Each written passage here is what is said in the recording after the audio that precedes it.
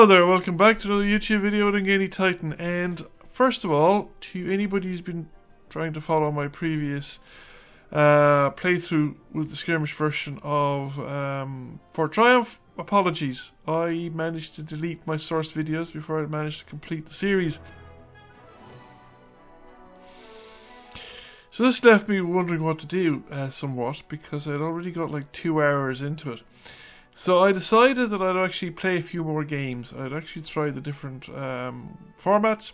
And to a certain extent, I'm going to start off this video not talking necessarily about directly what I'm doing, because I covered a lot of that in the previous video, which I will refer you back to if you want to see my thoughts, so we say, on the early game. Instead, I'll actually give some thoughts on the game, having had played it a lot more, and maybe tried a few different strategies as well. So first of all, my thoughts on the game. I strongly prefer at this point the grassland maps, because the tactical combat maps and the grassland maps offer a little bit more variety. There's basically 2 types of grassland, and this is one of the types where you get this kind of goblin village map, and there's a second variation of the goblin village, and then there's another one where you get a kind of either an open field map or a map with water features. And there's a third map as well. I think there might actually be a third map as well, and that's quite a decent variety of maps. Whereas I'm not too sure how many maps there is for the crypt and the Karen versions, but they seem very samey, and it just adds a little bit of tediousness to the feel of the game, I think, for the crypt and the cavern worlds. I also think that crypt one in particular, the crypt areas are divided, or seem to be joined by kind of bridges, and it just seems to be that there's probably less overall map and less stuff to pick up, which significantly affects the game, because the game is actually quite a lot easier if you have more stuff to pick up. The artifacts and treasure that you pick up from the random encounters on the world map make a significant difference to the difficulty of the overall game. In fact, they make a huge impact on the game if you manage to collect quite a bit of stuff, particularly if you've managed to hang on to or not lose your heroes and get a combination of high level heroes with some fun stuff. And there are some very powerful artifacts in the game that actually make a huge difference to how easy or difficult the level is. Now I'm playing at legendary level on the skirmish maps, not with permadeath though. I don't think I'm quite good enough to pull off permadeath. Even in this version of the game, there are a couple of fights where I just felt that I couldn't afford to lose heroes, and I backed out of the fight. Either backed out and restarted, or in one case I actually completely abandoned the fight and went back and restarted from before I started the fight, you were saying, just didn't do it. Because you always have the option of pulling out. You can either restart the fight in the menu within the fight, or you can click load, open up your menus and click load and load the autosave, which loads from before the fight. Now, if you load autosave from the autosave before the enemy, say if it's the enemy AI party that have attacked you, if you click autosave, in that case you actually get it at the start of your move, I think, or the last. Was it the start of your move or the last time you picked a fight? I'm not quite sure, but it's you can lose your whole turn, I think, and you just start from somewhere back in the previous turn. The other thing about this particular playthrough is it went slightly different to my previous playthroughs. Most of the time in the skirmish game, you generally get the first week undisturbed.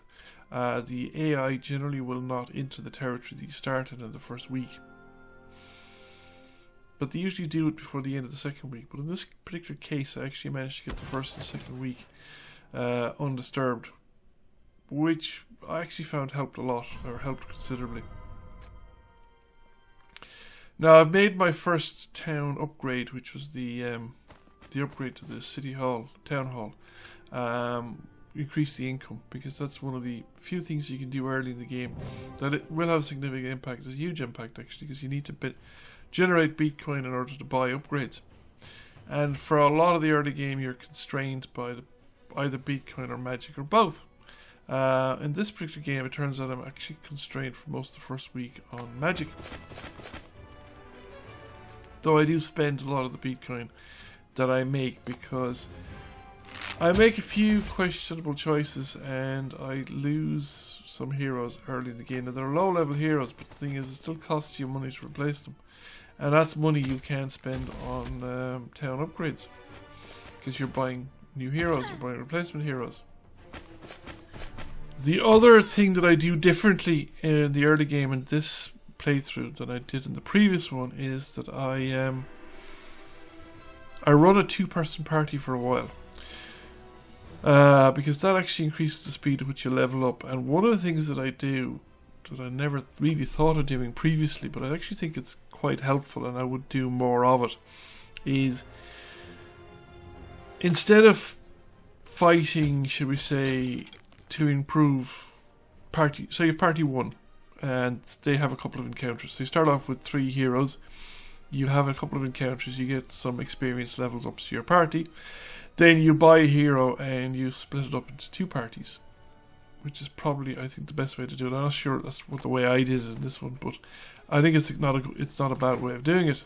Now I've benefited here from the Fire Blast, which is a very powerful thing to get early on, and it's another thing I've done on this particular playthrough. I have quite frequently refused to take new abilities because I didn't think they were that good, and instead leveled up existing abilities like I'm doing here. And this gives you more likely to get more powerful options in some ways, and it also gives you more powerful versions of existing options, but you'll still get a new ability, I think, the next time you get a level up, or you get the option of a new ability. So it can be worth doing. However, to get back to what I was saying, so you have 2 parties. One of the things that I've done here with 2 parties is that I have the Bitcoin chests.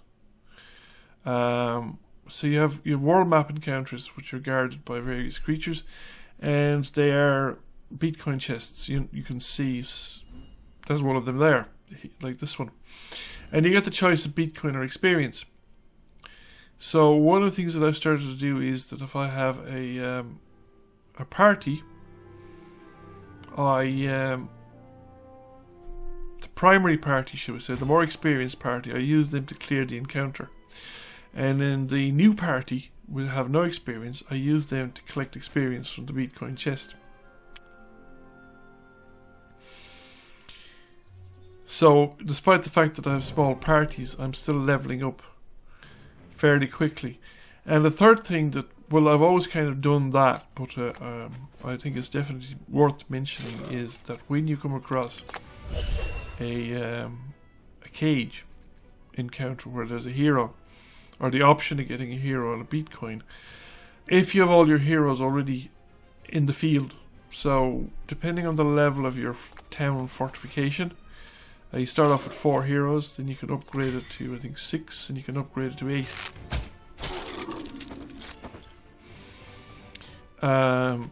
It can be worth taking out a hero from these just to give you a hero over and above your official maximum.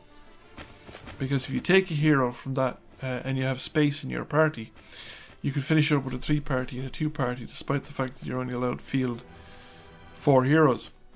And that is actually very valuable, because you kind of you're overloading. You know, you've got advantage of a larger group of people and a larger, stronger party, and you're getting experience in all these heroes before you've had the opportunity to, should we say, upgrade your town to actually accommodate that number of heroes. So once again, we're going to see the power of having fire bursts at the start of the game. I've managed to lose a hero here, but so we're a hero down.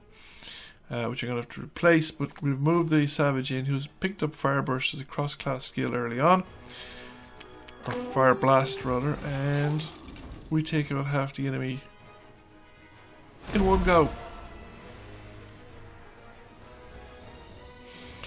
And we take another cross-class skill, the Bolster, which is again very valuable because it basically gives you armor and it reduces the damage that you take when you are hit, which again is quite a potent skill to pick up.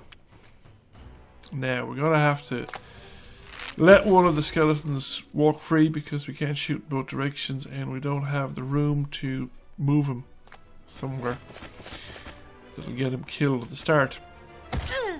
Fortunately for me, the skeleton weaklings will go for the Savage, who's bolstered and is only taking 1 hit per strike rather than 3, 9 or 10.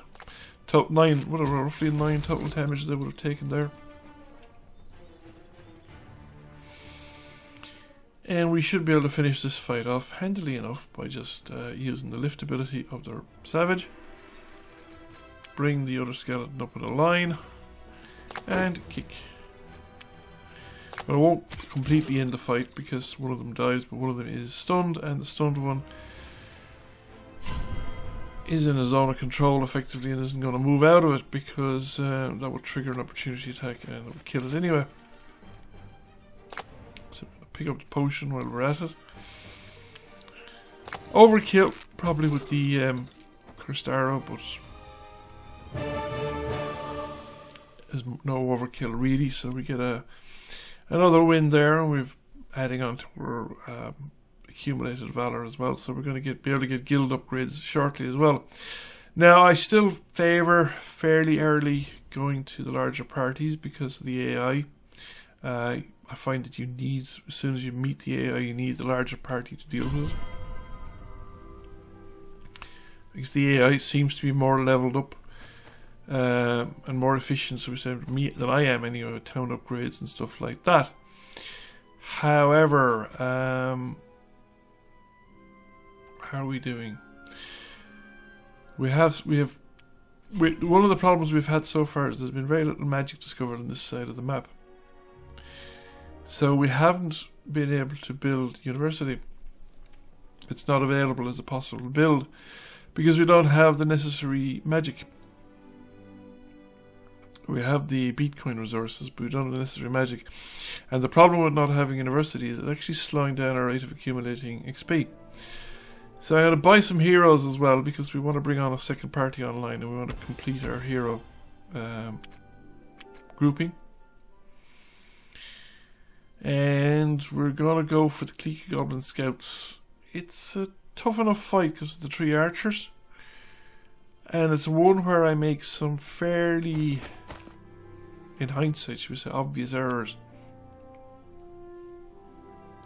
Obvious errors that had serious consequences, as we will see as we get into the fight. So we start off with 2 heroes, and we have 3 raiders and 3 scouts.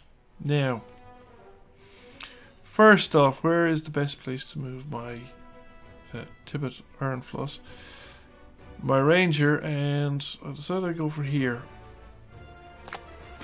It's kind of as good a spot as any other. There's nothing really, I don't have the movement to get a really juicy, say, a side shot or something on. We take the bolster because it'll give me a free armor boost. And I go to here. Now this didn't work out quite the way I intended to. I was hoping that I'd be able to shift the rock underneath as well rather than bounce off the top of it. But it didn't work out, and it's okay. And we get a bit of a battering because of it. Not so much the Savage is okay, but the second goblin came down and attacked my poor old ranger, and he's on pretty low health. So we have things rather precarious here now. The first mistake I make is I move the goblin to there. I should actually put him on the rock. I think in hindsight it would have been a safer move, because then I could have moved down to the lower ground and used the grappling hook to pull both of them and get a stun effect on both of those goblins. Now, on the other hand, moving them to where I did, I think probably 6 of one, half a dozen other. I wasn't going to move the savage anyway. Elena was going to stay where she was because I was going to go in here and use the fire blast as my initial attack.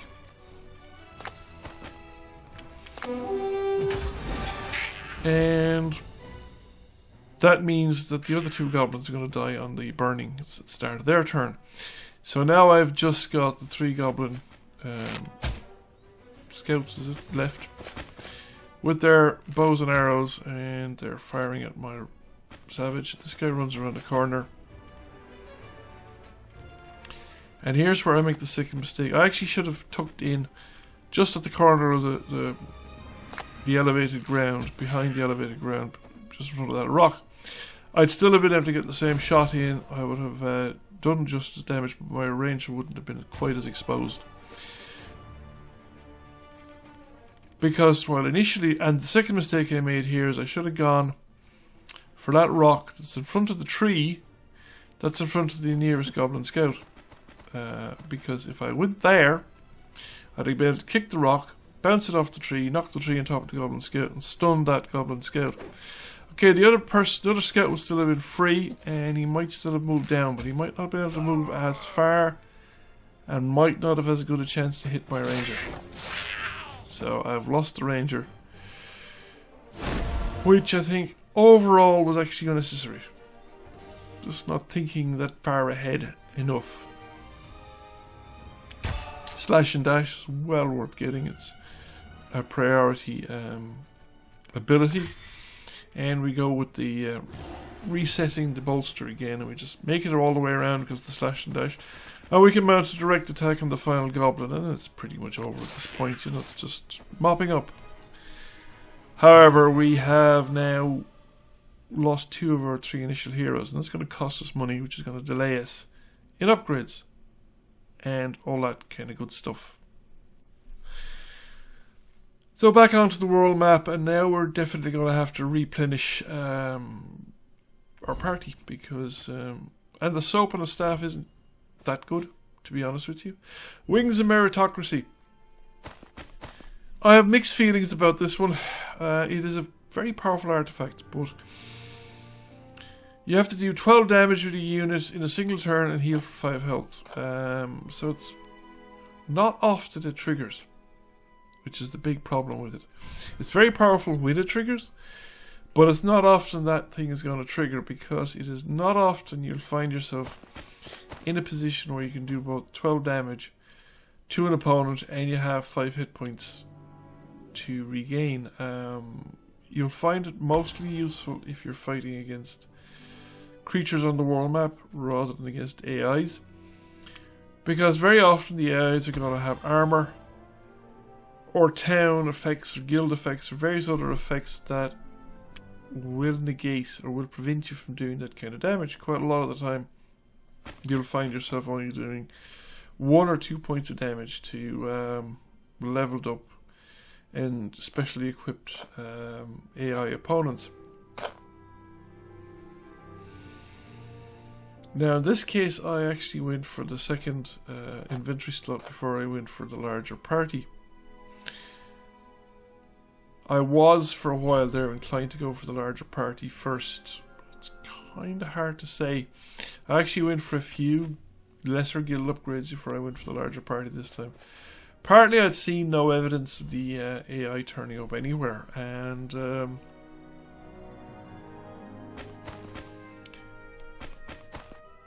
I just didn't have the ability to exploit a larger party earlier on either. As it turns out, a lot of the easy stuff to pick up was over at this end of the map, which I had not yet explored. But we're at the end of week 1, day 7, and things are going to get stronger. So now we can't level up, because again, we don't have the magic to buy the university, and because we don't have the university, we can't buy some of the other stuff that's actually pretty neat as well, that requires university as a prerequisite, both guild upgrades and fort upgrades. But we can buy new heroes, which we do need as well, because we did mislay quite a few of them, and we now probably need to field a second party as well. kind of unfortunate that we have practically two identical Ranger characters there with the same special attribute and everything. Anyhow, we create the Ranger. The other thing I probably don't make enough use of is swapping. Creating a party, maybe a threesome party, moving the parties together, moving two to your parties together, and maybe moving 3 into a fight, and then swapping the experienced characters back and forth to build up experience in characters, so that in a safe way, so that I actually have overwhelming odds. We get the experience, but we build it up without losing too many heroes. I have work left to do, should we say, in optimizing that side of the play.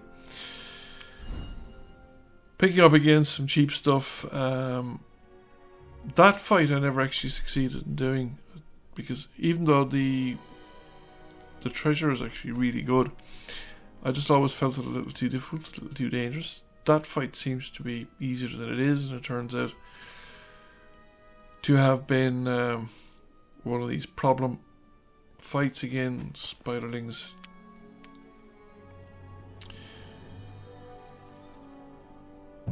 I've had a lot of grief from spiderlings, simply because of the lockdown ability that they have. They're far more, I think they're far more dangerous as a 0 level creature. There's only 2 of them, so it's not so bad. But in fights where there's 10 or 12 or 16 of these things, they can be quite difficult, because the combination of just being locked down and not being able to use your physics abilities to generate a lot of stuns in the second or third rounds of combat, because these guys have you paralyzed and your physics abilities are unavailable, can be pretty severe. Now, I think I should have used the Diminer potion in the second round, when it was less dangerous, and if I used it in the first round, I should possibly have been a little bit more aggressive with the with Eleanor.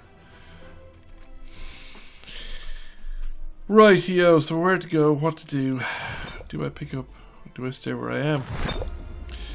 See, I stayed where I am, which is a relatively low risk move, and then I made a series of attacks. Now, these 6% are not poor chances. So we had an Overwatch, and we had a fairly decent attack, and the Overwatch succeeded, so we managed to kill off the spiderlings. We were going to take some punishment from the bigger spiders. There's another one there, but he happened to be far away enough that we're gonna be okay, because we have Fire Blast again, and we have an extra movement point, so we can Fire Blast, move, and attack or kick or whatever. We've gotten rid of the spiderling. Oh, the Wings of thingy. Oh, actually, that's interesting. Wings of Meritocracy kicked off there. We did the Fire Blast. It kicks off even with area effect. So that might make it a skill that would actually be more useful on a mage. Mages are very often in need of healing because they're relatively soft and squishy targets. So I might not have been using that amulet correctly at all. That is interesting now. I didn't realise that it would work, and I hadn't noticed in the previous look-throughs that it would work on an area effect. It is definitely one of the biggest advantages in making videos like this, is that when you look back over a fight again and again, when you've played through a few times and you've watched it, is that you learn things that you wouldn't have learned just simply playing the game, or you would have played the game a lot more before you would have learned the same thing. Because a lot of the time when you're playing the game, you're focused on what your next move, should we say, is, as much as the next thing, and you don't always necessarily notice everything that's going on the screen in front of you. These skeleton art blasters really, get up my goat, because they give me such a pain in the ass. Persistent Overwatch, automatic Overwatch thing that they get, they can. It's very, very difficult to deal with sometimes. Now, there's only one of them, so that's not so bad. And it's moved to its limits, so it doesn't have the Overwatch ability now. And we've got a Swordsman is going to come up as well. Move to his limits as well. And a couple of skeleton weaklings, one of them anyway. Now we have the best thing here we can do is just start setting some stuff up. We're going to move that skeleton away from the wizard. And then we have a look around. That's a 29%. That's not worth it.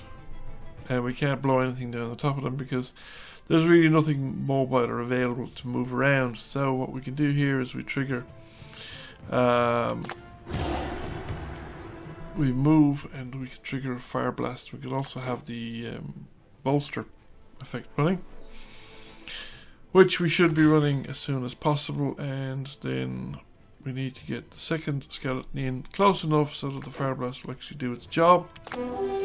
And we'll still have a move action or an action point left at the end of this. Now the skeleton is going to take another 2 points of damage, I think, at the start of the turn.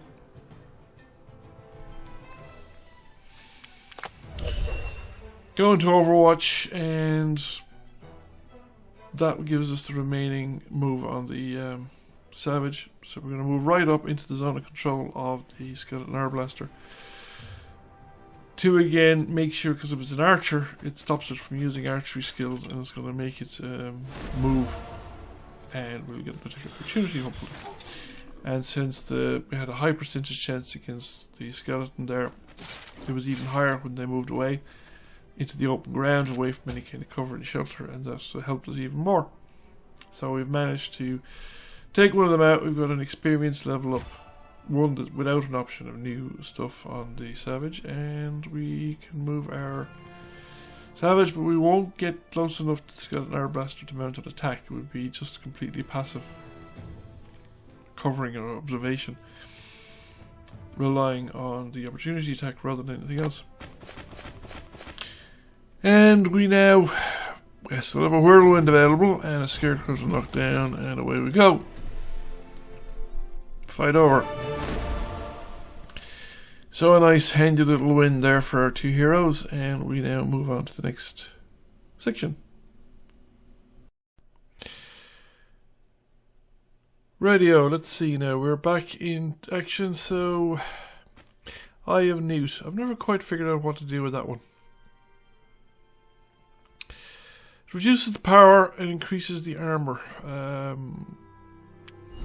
So you can reduce the power of an enemy, which I'm not sure what that does. Really need to sort of, I suppose, examine combat more closely. Can be useful. Never really got it to high levels. Didn't in this one either. Right. So we have a treasure box that's sitting unopened, and Party 2 is the less experienced, but we don't have the move to get there. We have 690, which is not quite enough money. Oh, it will get us university. We have finally gotten enough magic for university.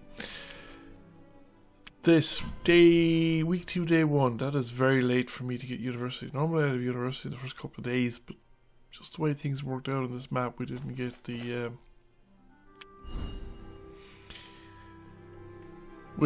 the coin to do it, so that's a useful skill, as we've seen earlier on. And healing is a very useful one as well. Healing can make an awful difference, a huge difference in a fight, because every time the paladin kills, they generate some healing for anybody that's sufficiently near. And I think you can increase the range, increase the amount of healing, and you increase the distance over which creatures are healed. So now that's a bit in the rough side, and that seems to be easier, but it's possibly the more dangerous fight because of the number of spiderlings and their paralyze ability. The goblin bombers can be pretty terrorizing as well, and they can really wreck your party if they decide to self-detonate at the right time. They were truly scary when they first came out, but they were so random in their AI that they were as much of danger to their own side as they were to the others. Now, I actually tried this battle about 3 times and I failed, so I gave up on it. So I basically cut that side out because there was nothing to learn really. It is a problem that you can get. Spiders in particular can be some of the toughest opponents.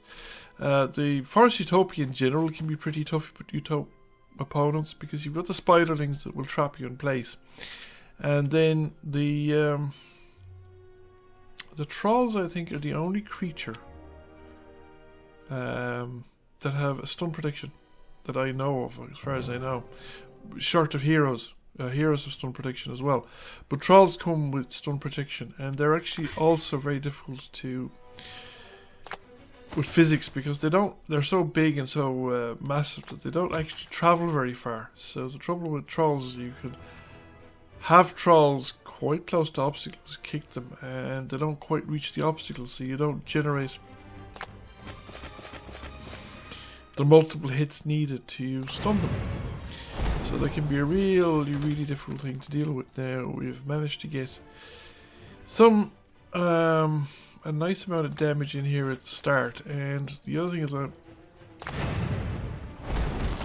played this cautiously. I think in the previous video I have something similar in the same map setup where I finished up losing kind of half the party because I was a little too aggressive in my deployment at the very start. Now I think in that previous video, when it is actually the same map, I actually lost the Savage in a similar position, but that Savage didn't have Fire Blast. Fire Blast makes such a difference. It is a very powerful cross-class skill for melee units to get. So if you get the chance of it early on, take it, because it allows you to put a melee unit like the Savage or the Paladin. It's equally strong on both. It's possibly even stronger on the Paladin because you can put the Paladin has generally more hit points. They're tankier.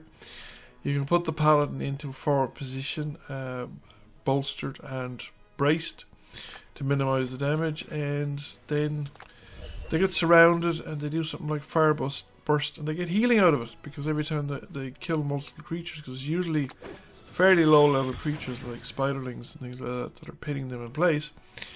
And a Fire Burst will kill every one of them, and every one of them would be healing. So imagine that with 12 points of healing for a Paladin in similar circumstances. Quite powerful.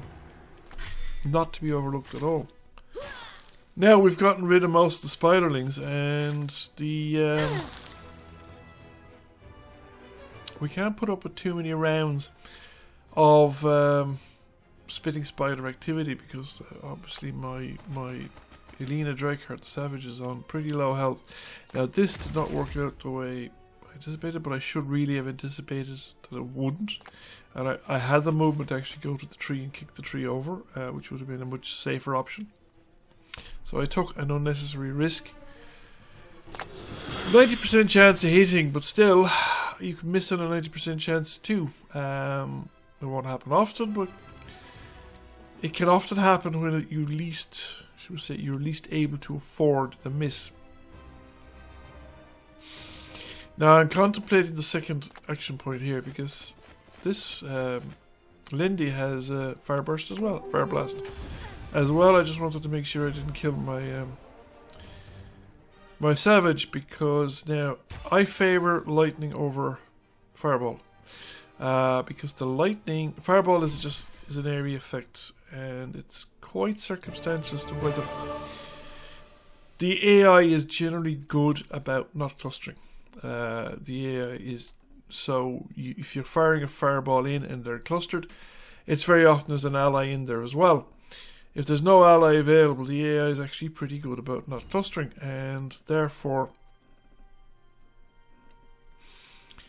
there is something to be said for. I think the Lightning is actually more useful because the Lightning works in more variety of situations. If it hits, it will affect a certain number of enemy targets if there's enemies nearby. And the other thing about the Lightning is that you can get fairly cheaply an upgrade that electrocutes the targets as well as the direct damage from the Lightning Blast. And the electrocution only lasts 2 rounds. It's not like the other electrocute one, which what is it? It lasts like 2 rounds and 4 or 6 movement or something like that. And every time they move, they take a hit. This one only lasts 2 movement, so generally they only take 2 hits once they get it, but the thing is, those 2 hits can make the difference between a victory and a defeat in the party. Like, they make a huge difference. Rightio, I have Lindy as well with the Mask of Knowledge. Yes, that boosts her experience. She's, I think, the least... Well, she's not actually the least experienced. I could have swapped that around. So what I'm going to do here is swap the characters. And then I'm going to go back and refill party 1 with an extra character. And I've now got 5 characters in the field, even though I'm allowed to only have 4, because I've taken a character from a cage. And I can exceed my allowed limit, as long as I can keep these extra characters alive. So this is very valuable at this stage of the game.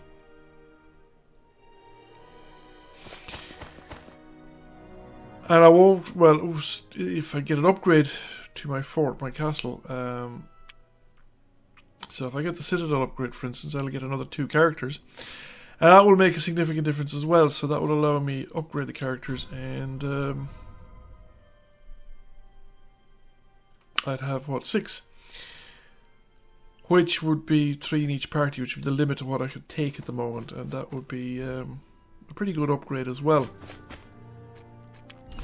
So I'm going to pick up all the free stuff that I can pick up with the characters that I have, and do some of the more easier combats. And this will then make me in a position to get out into the next thing. So we're day 4 on week 2, and we still see no sign of the enemy. This is actually quite unusual. So this is a relatively easy fight, because again we've got a 3-person party here. And again, I have the option to see if leaving the treasure, some of these boosting treasures that like the beat, which I can take for money, or I can get an extra health. Some of these things boost your units. You can always pick the I'm never quite sure, does it boost everybody or just the unit that collects it? I think it's just the unit that collects it. So what do we got here? We've got Goblin Bombers. Oh, I think this is the one that turns out to be, actually, this is quite amusing, actually.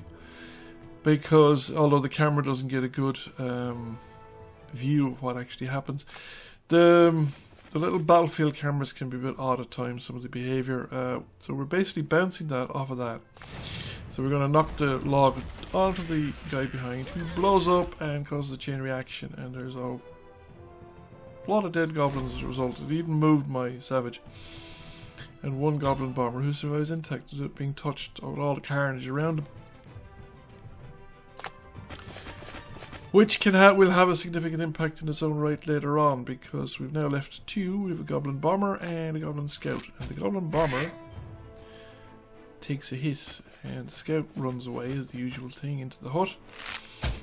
Attempts a shot and misses savage. And the goblin bomber does something you don't see as much. When they came out first, they were self-detonating all over the place, and they would cause carnage among your heroes. If it wasn't for the fact that the wizard was on a separate level, I would have lost the wizard from that self-detonation. If the goblin bomber had not gone down to the lower level, the wizard would have died, I think, because it would have done 8 points of damage, and I think she only had 8 points. Now we're putting everybody at Overwatch. He's stunned, so he's not going to attack this round, but triggers the Overwatch attack, and just happens that we managed to get the kill in. But we would have gotten the kill in at the end of the round anyway, because it was within range of the savage, and we would have managed to kill that way. So there was no great danger once we survived the goblin bomber.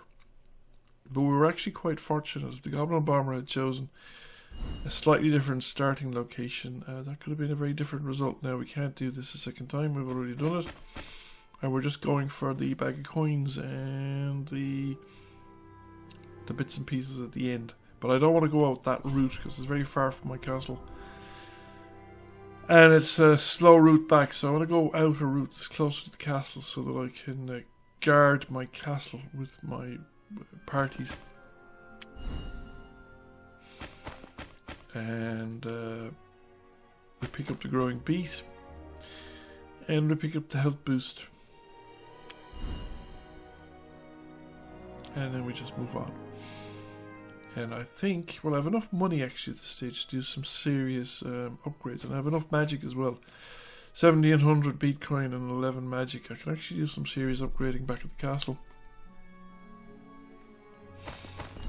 Relatively easy fights against 6 spiderlings. With 3 heroes is not really a big threat. Not at this stage, certainly not with heroes that have actually leveled up somewhat. Beware of fire. The fire isn't as bad as it used to be. Fire is mostly a problem in the villages. But there was, at one point they used to have a forest map that had a lot of trees. I don't know how it would work out in the current... they abandoned it some time ago when they started using the AI parties, because the AI then would have physics. You could have stuff... I mean, you could have crazy physics with the forest map, because you could kick a tree literally at one end of the map and set up a cascade across the whole map. But sometimes you set fire to the tree and you could finish the battle with one quadrant of the map actually on fire. It was fun in its own way. And now we have spiderlings coming in, and they're not going to surround my savage yet once again, and well, there's nothing else they can do really. Is the thing. However, I'm now going to use the Samuel the Crooked, and I'm going to use the lift, and of course that will trigger the opportunity attacks, so that gets rid of the spiderling, and then Elena Fire Blast and Wings of Meritocracy trigger. But, you know, I don't think... Well, she wasn't that badly damaged. But I would have healed her up. But it didn't matter anyway, the fight's over. And they're still warning us about fire. Yeah, we know. We like fire. Fire is good. Cleansing. What do we pick up here? The foul-smelling walking stick. I don't think it's a very good artifact, to be honest with you. There's a lot better. I think I finish up not using it. This one we don't quite make it to, and we're going to pick faster cooldown on the slash and dash. Obviously is a good one. We have no further movement to make, and we now go spend some of our money. So the distillery would give us more money. That's not a bad one. I think if I'd seen any hide or hair of enemy units, I would have gone for the castle upgrade at this point. Because it is time to start leaving. We're on day 5 of week 2. Obviously, what's happened is the 2 AI factions have run into each other, and they're currently beating the tar out of each other. So the likelihood is that I'm going to run into only one AI faction, probably with some very experienced parties. But it's going to be the winner of the other fight. And actually they don't seem to be, well, let's see, we go down here, it's what, 7 goblins. 7 goblin scouts, I think. It's all just goblin scouts, and again, it's this particular map. Bolster, charge in. I have a number of options. What do we got? Goblin Raiders. See, we kind of want to be surrounded to a certain extent. I don't want to risk these people have relatively low hit points now. We have benefited somewhat from level up, so we're not as low as we used to be. And he braces.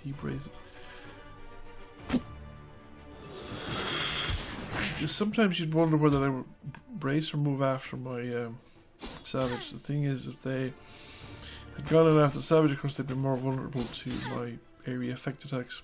So it's hard to know whether the AI was right there or not. They can be somewhat random in how they respond. So there's only 3 of them in the zone of the fire blast, and 2 of them are in the building. Now I do my fire blast, and that will effectively get rid of them because the survivor will still burn out. start of his turn. Now I screw up here. I thought I could kick through the hut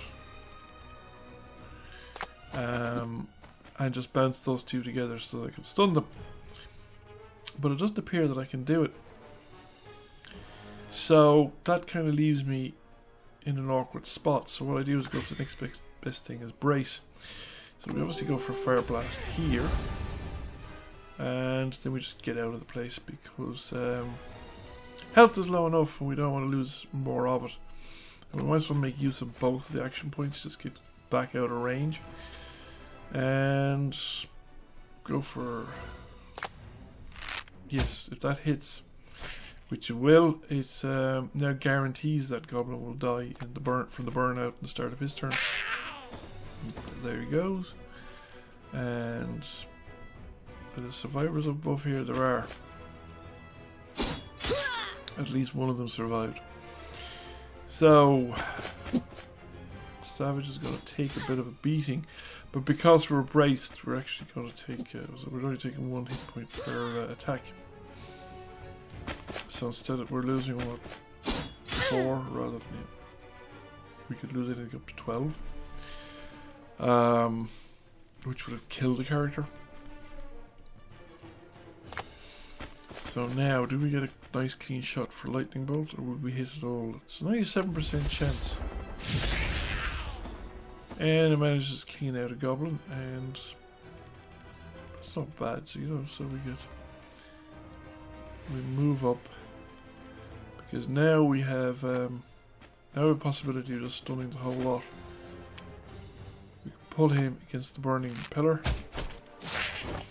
Triggers an attack of opportunity from the Savage that takes that Goblin out, and then we can move around. Now I actually screw up here, I don't know why. The move around and kick would have been a much better option, and I don't know why I did what I did. It was really suboptimal, but I suppose I moved this way so as to it didn't do any good, because the fire, it set my Savage on fire, and I didn't get the opportunity attack, but fortunately my wizard didn't die. And this will end it all over. So it's kind of fortunate there, and it was a screw up on my part, because I definitely considered the kick, and I don't know why I did for an actual weapon attack rather than the kick at that particular one. It's nearly always better to go for the stun. It's safer, because the stunned unit can't attack and won't do any harm to you in the next round. And if you have everybody stunned...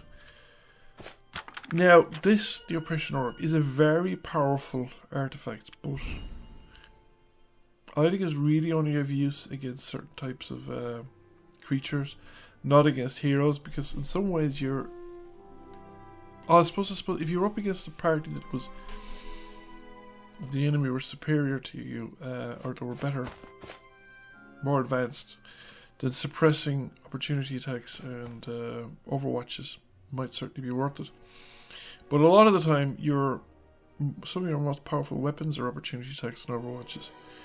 And depriving yourself of opportunity attacks and overwatches can really affect your game quite strongly.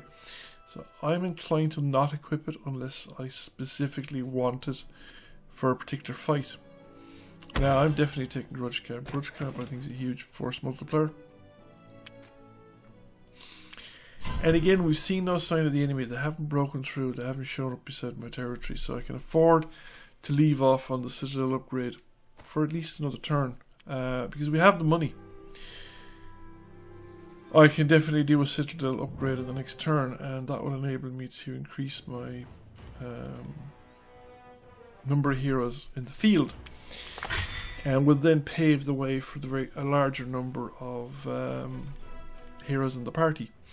Which is something that I need to look to pretty soon, because I really would want 4 heroes in the party as soon as I start making contact with enemy forces. And it's going to be, what, 3 weeks into the campaign. I would definitely expect to see enemy forces turning up in the next week. As I said, it is somewhat surprising I haven't seen any yet. And generally when they start turning up, they're actually quite aggressive about it, because they will generally have some pretty high level hard hitting units Now this guy is pretty hard hitting as well. That definitely hurt, and fortunately it's a relatively high level savage and also bolstered and whatnot. More and more, but he doesn't quite have the reach, and just a little skeleton, weakling, whatever.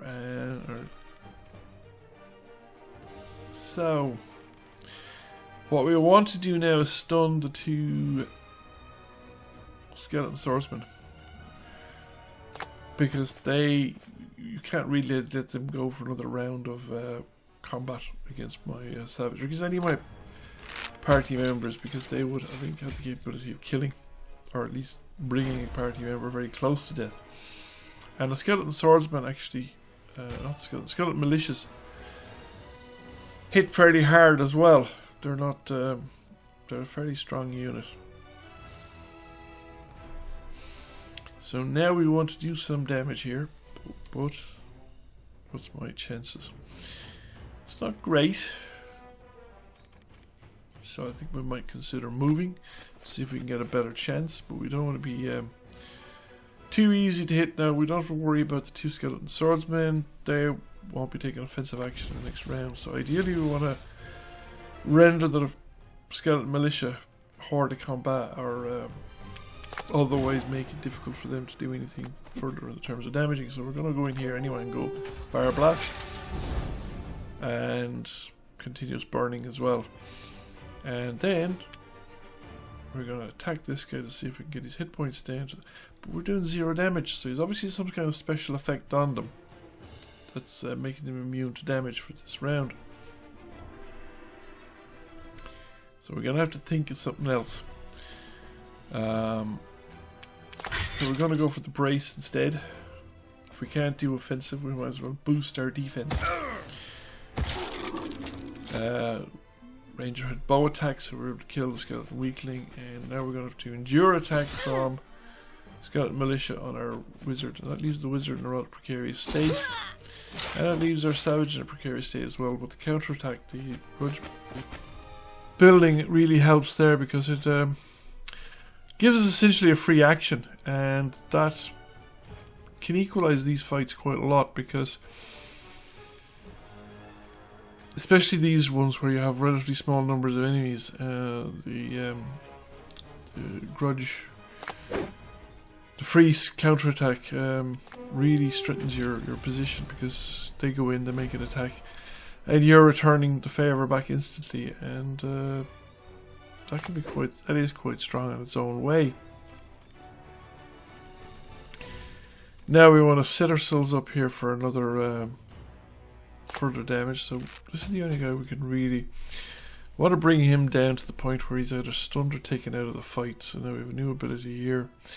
So we'll go with electrocute. I like electrocute. I think it's a very useful ability. It's quite powerful. It's generally got a high degree of accuracy.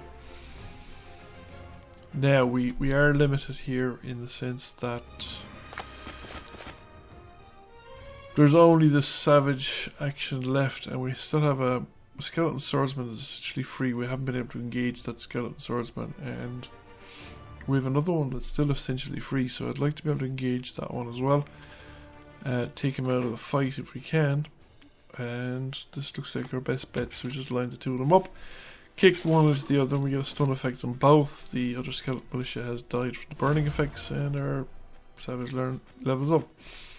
Now that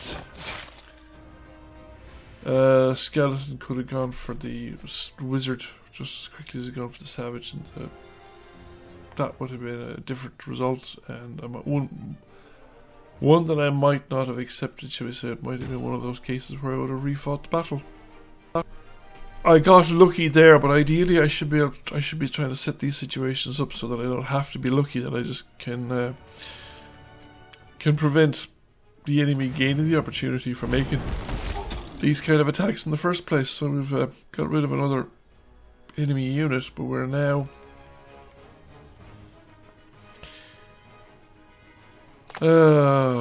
where to go? Well, I suppose we can get these 2 guys. Don't want to walk around like that. The ranger would not survive walking through and triggering 2 zone of control attacks.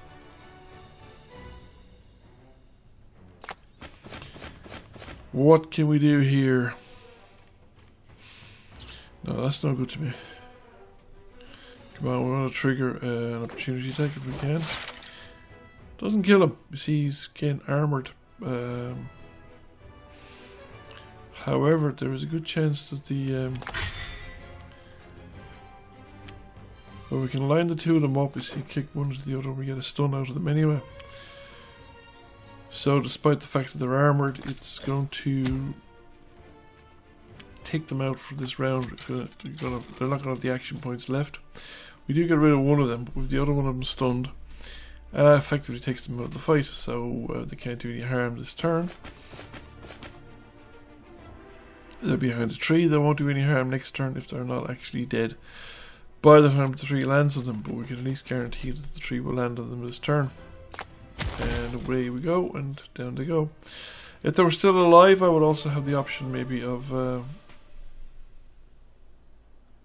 well, I don't know, did I have enough movement?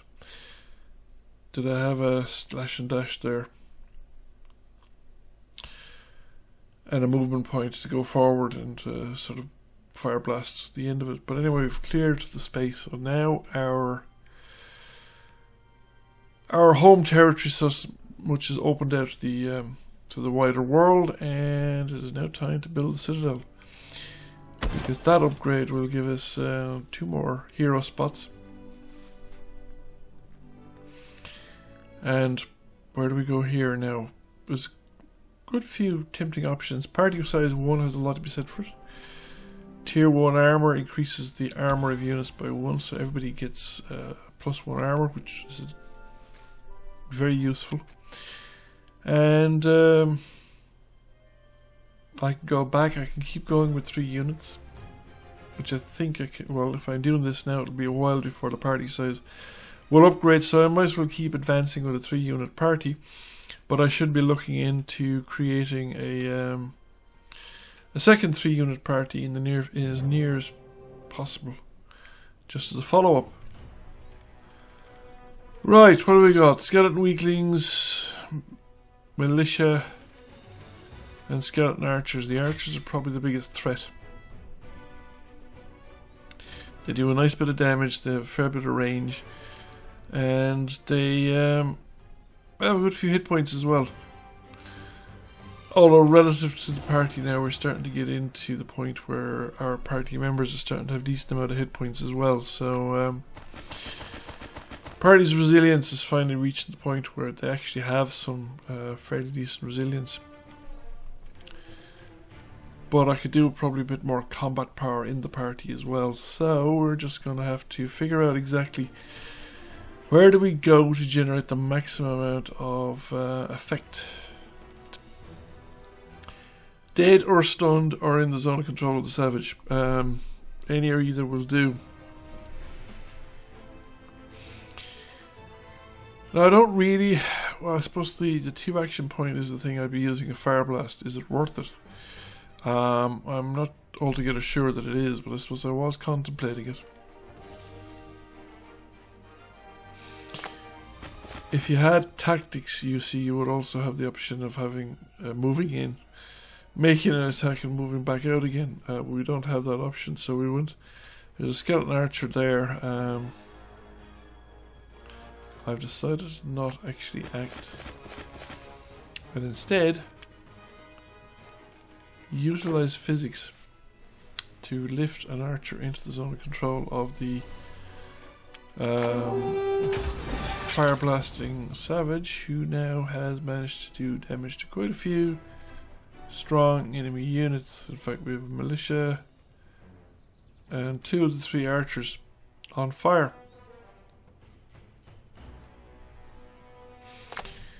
And now we're going to crash one of the archers. Now, see, that's where, unfortunate, it's unfortunate that the attack of opportunity killed the archer outright.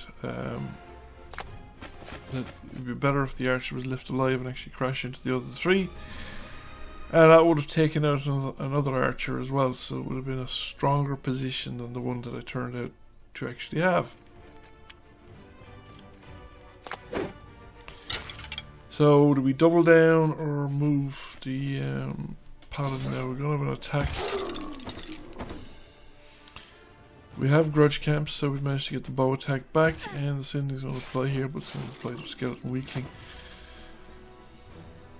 It's still another enemy down. It's just not necessarily the most optimal way that it might happen. This is starting to get close. Overwatch, we're attacking the wizard, and finally another attack on the savage. And we have one more skeleton weakling, and this guy's going to move into a very awkward position. It's kind of fortunate he missed out. 57% chance, kind of 50-50 chance that he missed either of them, because that would have reduced. I suppose I might have killed Samuel the Crooked. Might have killed the ranger completely, but also kind of reduced the tactical utility of some of the other units. And this frees up my range attacks from working, because I had a combat melee range before this. That was not possible for to get a range attack out of it, or out of a unit that was not in the zone of control. She was having other units that couldn't use its ranged abilities. And then the enemy unit is down to 3. 2 skeleton archers, one of them untouched. The skeleton weakling that has been previously untouched. So let's deal with one of the skeleton archers first, shall we? So we're going after this guy down here. I think either position would have worked for me. I just wanted to be in a position that had some bit of cover, as minuscule as it might be, to help me against the remaining archer. That one also, I suppose, has the benefit of being a little bit further away from the archer up the edge of the map. So now we just claw attack this guy. Takes him out of the picture, and we are now back in. We're going to level up once more. Not a terrible set of options, but at the same time, a level up of the existing options might be better. And a cooldown, or a reduced cooldown on the bolster action is actually very useful, because they're quite powerful actions. So what have we got left? Guy from both fires misses, 33% chance. Comes all the way down. Takes my ranger, and we're up against it now, and we have what? Kick the tree down. Stone 7 hit points. And that's it now. I think there's no well, yeah, we can limit some movement. Well, okay, we've blasted away this guy. And we're coming up here. Let's see now, can we get this guy into position to do something useful? Not really.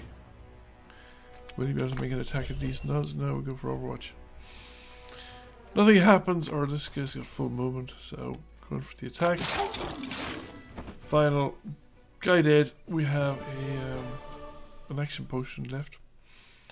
C-class attacks, not my best, and we get 94 renown here, so we have a reasonable amount of renown already, so we're building it up again quite nicely. And finally, we're going to use the Bitcoin for health, or I can set it for Bitcoin, or I can leave it for the other party, depending on how I want to do this. And we have more goodies to deliver. That will boost the party. In fact, that bottle of, I think it's a magnetism, pulls units together. It's actually quite a powerful vortex effect, and kind of surprised it's survived this long in my party at the moment. Probably keep forgetting about it. I'm not using the Orb of Oppression because that's, like I said, it's kind of a special thing, and you want to be sure you want to use it when you use it, like, and not be giving away an advantage that you might have against opponents who don't necessarily have those kind of units available, like, you know, where Overwatch and what's the other one? Attack of Opportunity actually matter a great deal. Now, we have a few things around here, but we have nothing set up for our own purposes. Still no sign of the enemy. We're still waiting for the Citadel to upgrade. We have nothing else left to do. We'll get tier 1 weapons or tactics. What have we got? 251. We're a bit away from a higher level party.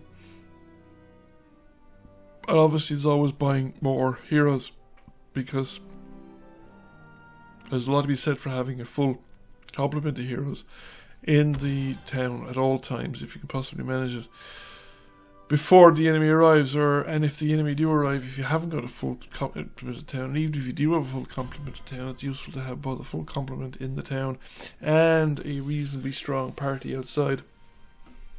Even if we can't stop the enemy from getting in, you could always retake the town when he comes back out. Thank you for watching. I hope you enjoyed the video. If you did, please press like, comment, share. It really helps the channel out. And if you have not already done so, please subscribe to the channel. I will catch you all again soon. Bye for now.